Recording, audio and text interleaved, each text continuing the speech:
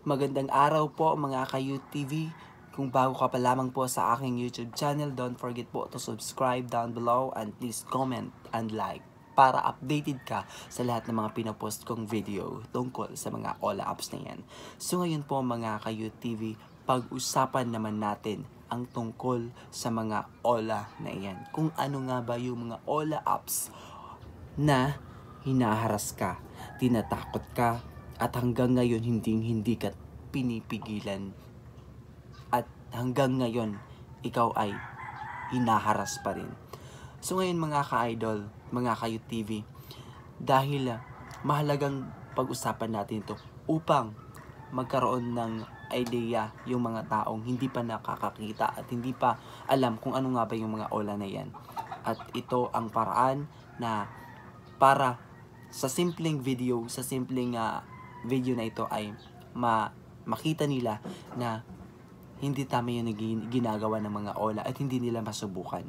Yes. So ngayon mga ka-UTV, pag-usapan natin ang dalawang OLA nagpahirap sa akin. Una po yung muka-muka. Yes. Sinubok po niya yung mental health ko. Tinakot niya ako ng sobra hanggang sa ma-depress na ako, hanggang sa hindi na ako makatulog, hanggang sa hindi ko na alam kung ano ang gagawin ko. Yes, yan po yung muka-muka. At pangalawa yung iPeso. Parehas po sila the way na manakot sa akin, mangharas. But yung pagkakaiba lang nila is yung iPeso is tumatawag sila kung kailan ako. Tatawagan nila ako, tapos tatawag sila ulit. Like for example, gabi, dun na naman sila tatawag. Ginagabi-gabi nila ako sa panay kakatawag sa akin. Pero mga ka-UTV, ang dalawang apps na yan is nalagpasan ko. Alam niyo kung anong ginawa ko, pumunta ka lang sa aking ibang video at malalaman mo yan. So ayun mga ka-UTV, pag-usapan naman natin kung ang tungkol sa inyo.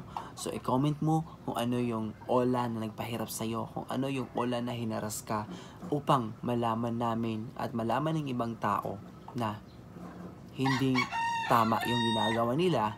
At mahalaga ito para sa mga taong hindi pa alam kung ano yung mga OLA na yan at hindi nila masubukan yung mga naranasan natin.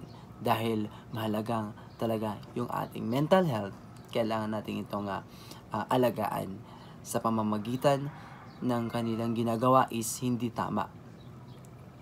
Alam nyo mga ka-UTV, marami akong kakilalang na-depress, marami akong kakilalang hindi na alam kung ano yung ginawa nila. Pero tinulungan ko sila, nagkaroon ako ng advice sa kanila, kung ano yung ginawa ko, sinubukan nila. At ngayon, laking gulat ko na nagpapasalamat sila sa akin na